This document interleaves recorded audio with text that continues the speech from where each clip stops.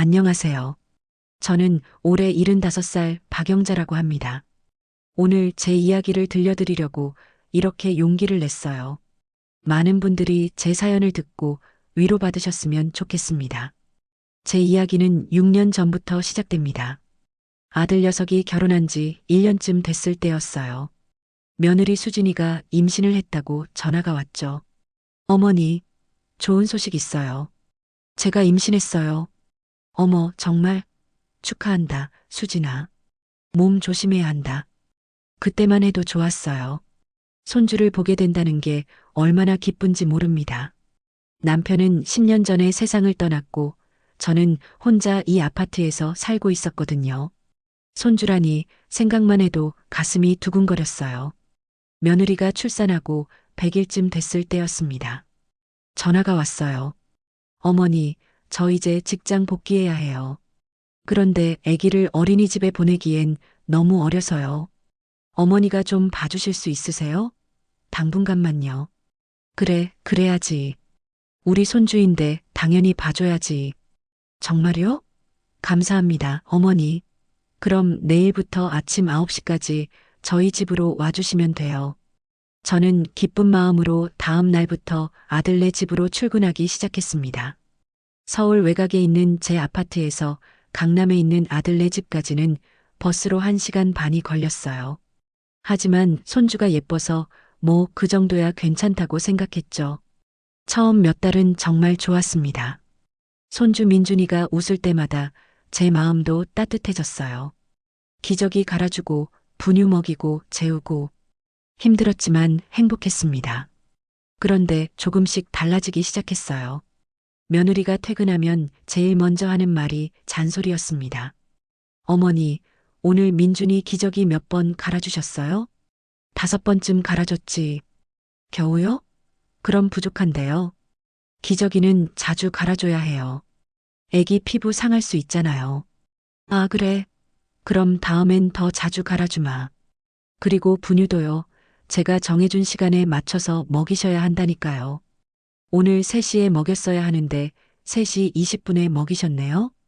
애가 안 배고파해서 조금 늦게 줬어. 그래도 안 돼요, 어머니. 육아는 규칙적으로 해야 한다고요. 저는 그냥 고개만 끄덕였습니다. 뭐, 며느리도 처음 엄마 되는 거니까 예민할 수도 있다고 생각했어요. 그런데 시간이 지날수록 더 심해졌습니다. 민준이가 돌이 지나고 2돌이 지나고 3돌이 됐어요. 이제 어린이집에 보낼 나이가 됐는데도 며느리는 저를 계속 부르더군요. 어머니, 어린이집 픽업은 5시인데 제가 그 시간에 못 가요. 어머니가 데려다 주시고 저녁까지 봐주세요. 수진아, 근데 나도 이제 좀 힘들구나. 매일 여기 오는 것도 그렇고. 어머니, 당분간만요. 제가 이번 프로젝트만 끝내면 시간이 좀 나요. 네. 그 당분간이라는 말 정말 지긋지긋합니다. 1년이 지나고 2년이 지나고 3년이 지나도 그 당분간은 끝나지 않았어요. 민준이가 5살이 됐을 때는 상황이 더 심각해졌습니다. 아침 8시 30분까지 와서 어린이집 등원 준비시키고 9시에 어린이집 데려다주고 오후 4시에 픽업해서 저녁 8시까지 봐주는 게 제 일과였어요. 그러면 제가 집에 도착하는 시간은 밤 10시가 넘었습니다. 이른이 넘은 노인네가 하루 14시간을 육아에 쓰는 겁니다. 허리도 아프고 무릎도 아팠어요. 병원에 가고 싶어도 시간이 없었습니다. 어느 날은 제가 감기에 걸렸어요. 열도 나고 기침도 심하게 났는데 며느리한테 전화가 왔습니다. 어머니, 오늘 안 오시면 곤란한데요. 제가 중요한 회의 있어요. 수진아, 미안한데 오늘은 정말 몸이 안 좋아서. 어머니도 참. 그럼 저는 어떡하라고요? 제가 회사 못 가면 어머니가 책임지실 거예요? 알았어. 갈게. 그날도 열을 안고 버스를 타고 갔습니다. 민준이를 돌보면서도 어지러워서 쓰러질 것 같았어요. 그런데 저녁에 며느리가 와서 하는 말이 뭔지 아세요? 어머니, 오늘 민준이 옷에 음식물 묻었는데요. 좀 더 신경 써주셔야죠. 미안해. 오늘 몸이 안 좋아서. 그래도 애 옷은 깨끗하게 입혀야죠. 어머니가 안 아프면 제일 좋은데 아프시더라도 애는 잘 봐주셔야 하는 거 아니에요? 그날 집에 돌아와서 혼자 울었습니다. 아들한테 전화했어요. 준우야, 엄마가 요즘 너무 힘들구나. 엄마, 죄송해요. 근데 저도 직장에서 진짜 바빠요. 당분간만 참아주세요. 너도 당분간이라고 하는구나. 이게 벌써 몇 년째니? 엄마 알아요. 근데 수진이도 직장인이잖아요.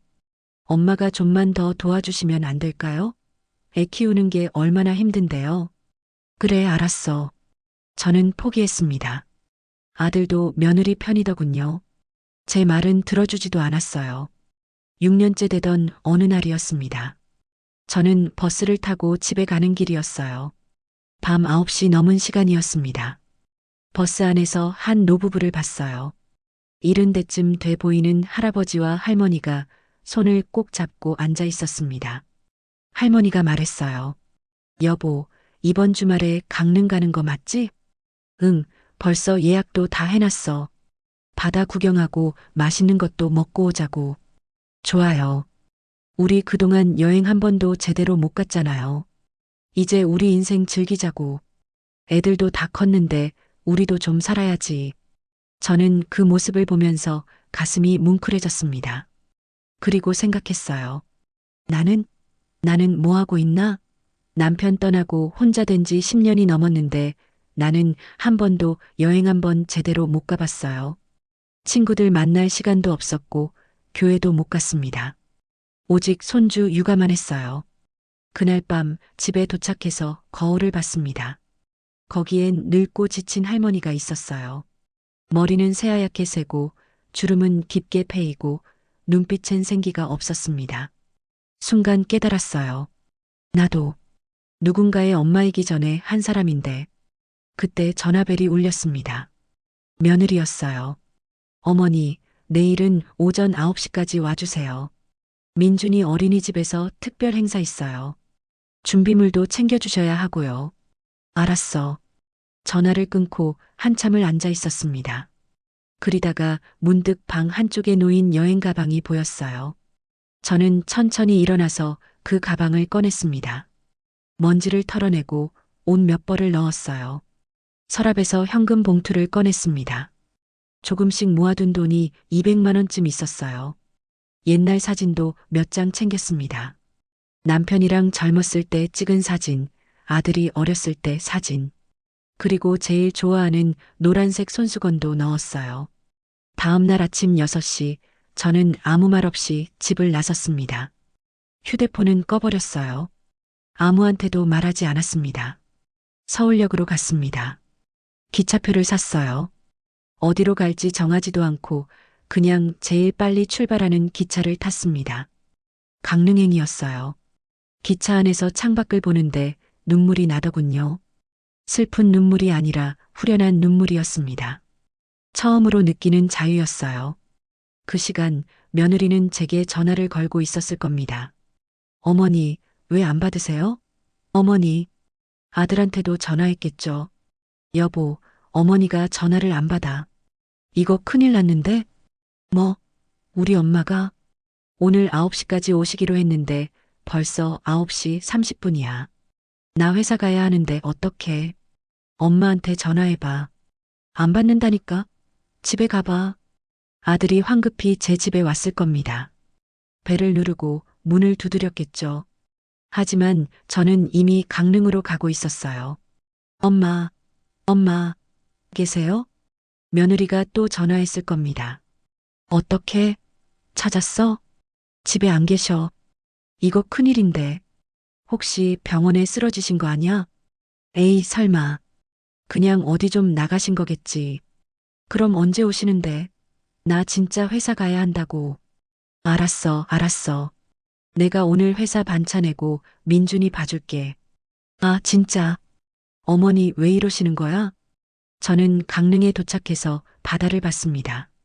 파도 소리가 들렸어요. 공기가 좋았습니다. 얼마나 오랜만인지 모릅니다. 작은 게스트하우스를 찾았어요. 하루에 3만 원짜리 방을 잡았습니다. 어머니, 혼자 오셨어요? 주인 아주머니가 물었어요. 네, 혼자요. 여행이세요? 그런 셈이죠. 좋으시겠어요. 며칠 계실 거예요? 글쎄요, 아직 모르겠어요. 그날 저녁 게스트하우스 공용 공간에서 다른 투숙객들을 만났습니다. 60대 후반쯤 돼 보이는 할머니 두 분이 계셨어요. 어머니, 처음 뵙겠습니다. 저는 최순자라고 해요. 저는 김말자예요. 어머니도 혼자 여행 오셨어요? 네, 혼자 왔어요. 저는 박영자라고 합니다. 오, 우리랑 나이 비슷하시겠네요. 몇 살이세요? 75이요. 저희는 72, 73이에요. 우리 친구끼리 여행 왔어요. 그날 밤 우리는 이야기를 나눴습니다. 제 이야기를 했어요. 6년간 손주 봐준 이야기, 며느리한테 시달린 이야기. 순자 할머니가 말했어요. 아이고, 나도 그랬어요. 나는 8년 동안 봤어. 근데 내가 어느 날 큰 소리 쳤지. 나도 내 인생 살아야 한다고. 그래서요? 처음엔 난리 났지. 며느리가 울고불고 했어. 근데 내가 안 꺾였어. 한 달에 일주일만 봐주겠다고 선언했지. 그랬더니 어떻게든 되더라고. 말자 할머니도 거들었어요. 맞아요. 우리가 너무 착하게만 살면 이용당해요. 특히 며느리들한테. 요즘 젊은 것들은 시어머니를 공짜 육아 도우미로 생각한다니까. 그래도 손주가 불쌍해서, 손주가 불쌍하면 엄마 아빠가 알아서 하는 거예요. 우리가 왜 책임져야 해요? 우리도 우리 인생 있어요. 그 말이 제 가슴에 와닿았습니다. 맞아요. 나도 내 인생이 있는데 그 사이 서울에서는 난리가 났을 겁니다. 며느리가 아들한테 따졌겠죠. 이거 뭐야? 어머니가 사라지신 지 이틀째인데 연락이 안 된다고? 나도 모르겠어. 경찰에 신고했어. 경찰에 신고까지 했어? 그럼 진짜 큰일 난 거 아니야? 엄마 나이가 75이시잖아. 혹시 치매 오신 건 아닐까? 에이, 어머니가 무슨 치매. 멀쩡하셨는데. 그럼 왜 갑자기 사라지신 거야? 모르겠어. 근데 이거, 혹시 우리 때문에 삐치신 거 아니야? 설마, 어머니가 그렇게 속 좁은 분이 아니시잖아. 며느리는 아직도 모르고 있었어요. 자기가 뭘 잘못했는지. 저는 강릉에서 일주일을 보냈습니다. 매일 아침 바다를 보러 갔어요. 맛있는 것도 먹고 동네 할머니들이랑 친해져서 같이 식사도 했습니다. 순자 할머니, 말자 할머니와는 매일 저녁 게스트하우스에서 만나 수다를 떨었어요. 일주일째 되는 날 게스트하우스 주인 아주머니가 말했습니다. 어머니, 혹시 가족분들이 걱정하실 것 같은데 연락 한번 해보세요. 그래야겠죠. 휴대폰을 켰습니다. 부재중 전화가 253통이었어요. 문자는 106개. 다 아들이랑 며느리였습니다. 문자를 읽어봤어요.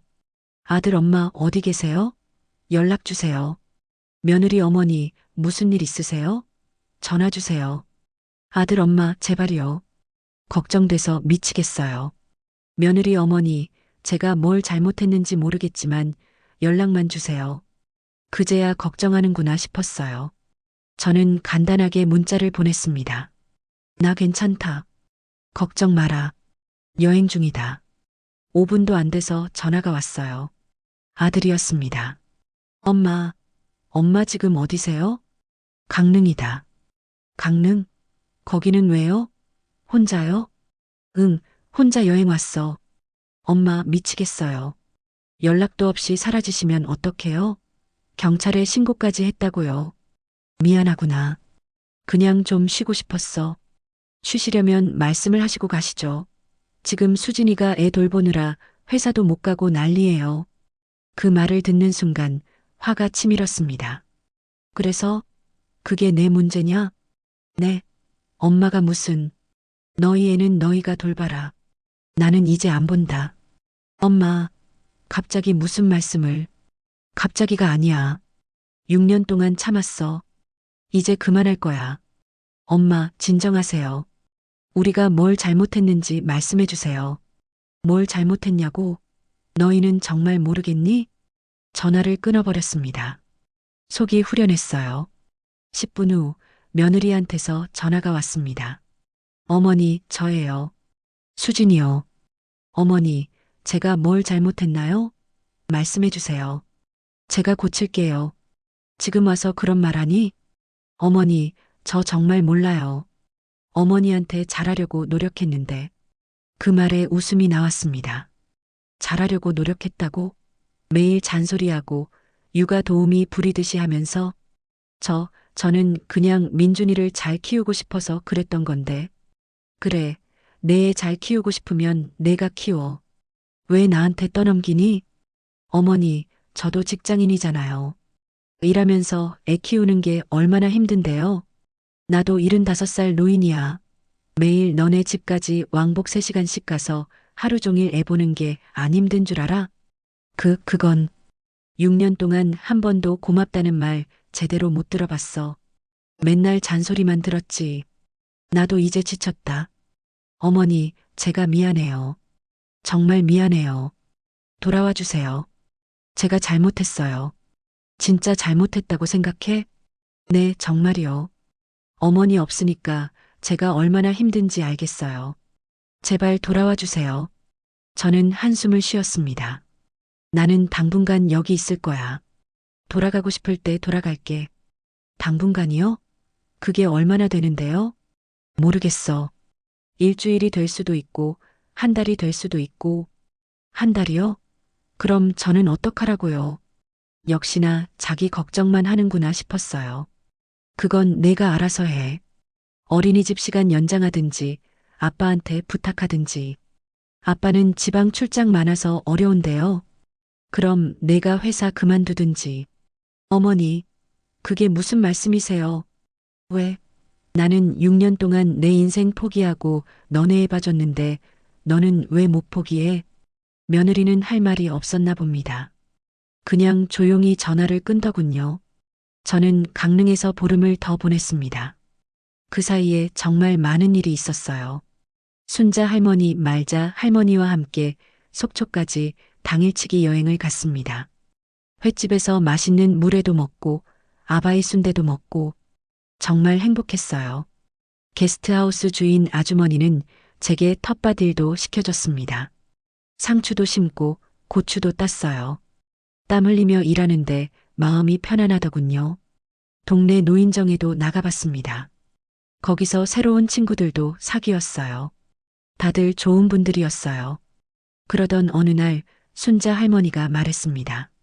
영자 씨, 근데 집에는 언제 돌아가실 거예요? 글쎄요, 아직 모르겠어요. 가족들이 많이 걱정할 텐데. 걱정하면 좀 어때요? 저도 6년 동안 고생했는데. 그래도 손주는 귀엽잖아요. 귀엽죠? 근데 그것만으론 안 돼요. 며느리가 태도를 바꿔야 해요. 말자 할머니가 거들었어요. 맞아요. 확실하게 선을 그어야 해요. 안 그러면 계속 이용당해요. 3주째 되는 날 아들이 직접 강릉으로 왔습니다. 게스트하우스 앞에서 기다리고 있더군요. 엄마, 어떻게 여기를? 게스트하우스 주인분이 알려주셨어요. 엄마, 제발 집에 가요. 나는 아직 여기 있고 싶어. 엄마, 수진이가 정말 힘들어해요. 애 돌보느라 회사도 그만뒀어요. 그래서 엄마가 좀 도와주셔야죠. 우리가 뭘 잘못했는지 모르겠지만 이제 고칠게요. 뭘 고칠 건데? 그게 수진이가 잔소리 안 하겠대요. 그리고 감사하게 생각하겠대요. 입으로만? 아니에요. 진심이에요. 저는 아들의 눈을 봤습니다. 진심인 것 같기도 하고 아닌 것 같기도 했어요. 준우야, 엄마 말 잘 들어라. 네, 엄마. 나는 이제 일주일에 이틀만 봐줄 거야.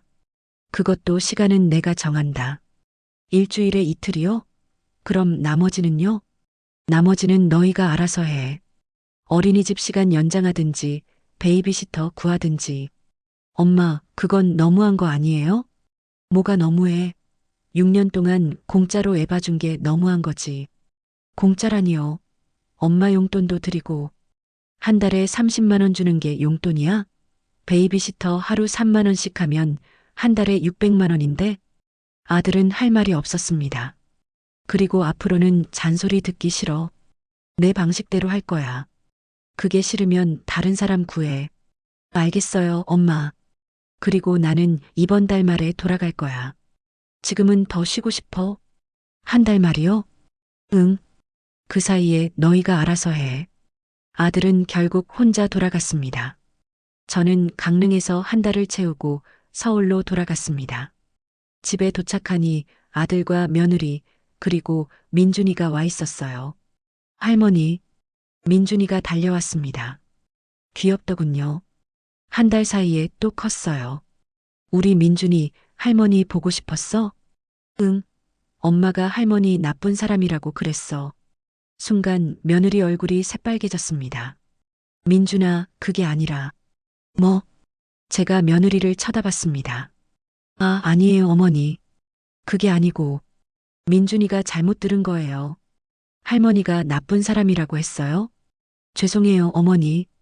제가 화가 나서 그만. 좋아요. 그럼 이 나쁜 할머니는 이제 손주 안 봐줄게요. 어머니, 며느리가 무릎까지 꿇었습니다. 어머니, 죄송해요. 정말 죄송해요.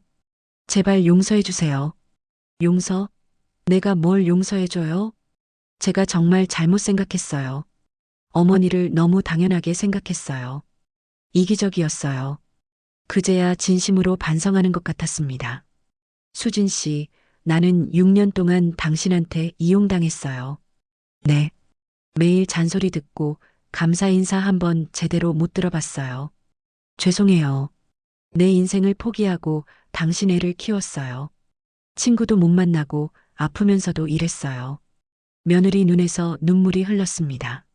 어머니, 정말 죄송해요. 제가 너무 모르고 살았어요.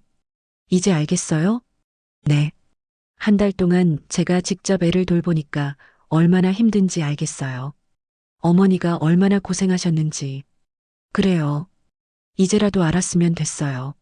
저는 조건을 제시했습니다.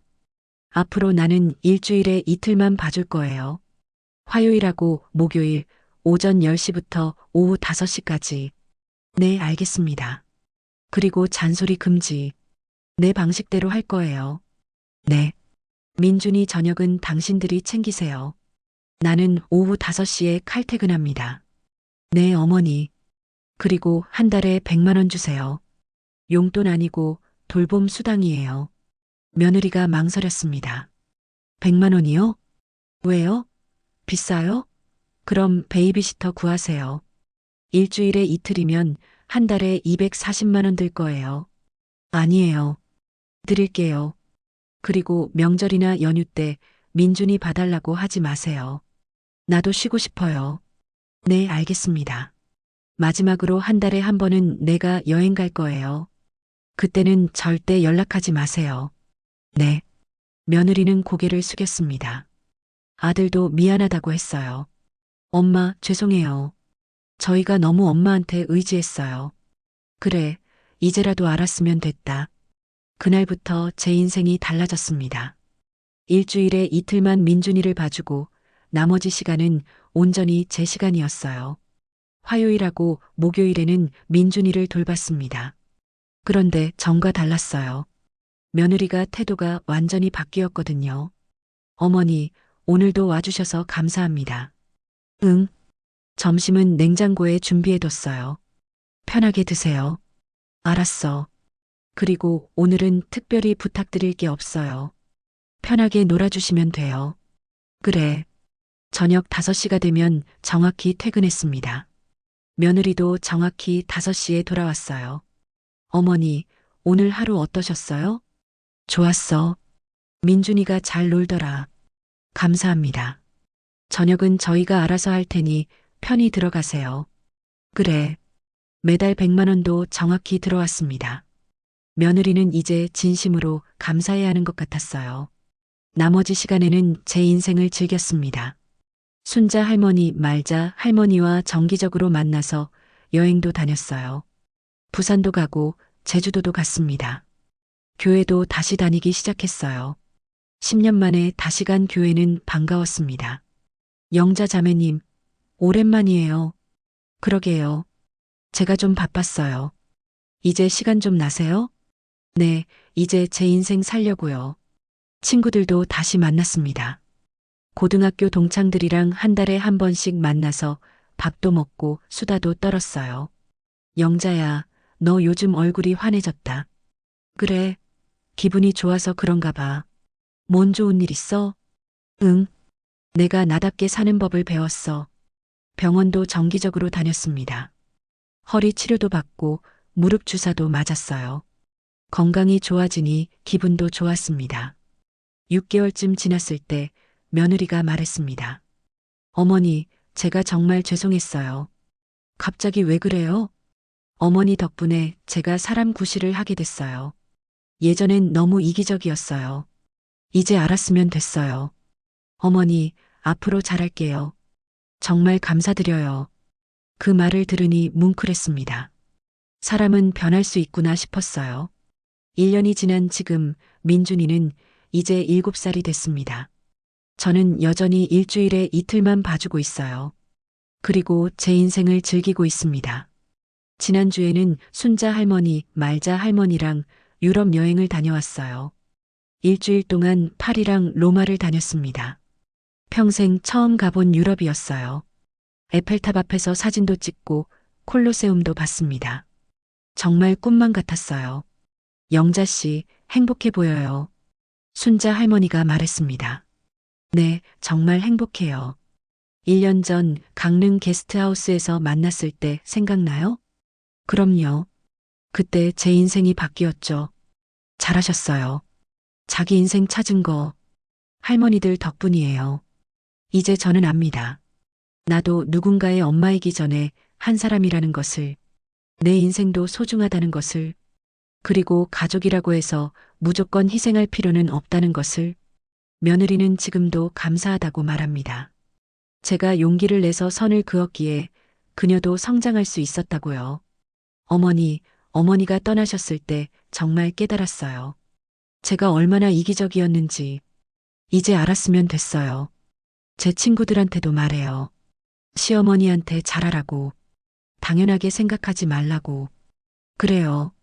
다들 그렇게 생각하면 좋겠어요. 어제는 민준이가 말했습니다. 할머니, 나 할머니 좋아. 할머니도 민준이 좋아. 근데 할머니는 왜 일주일에 이틀만 와?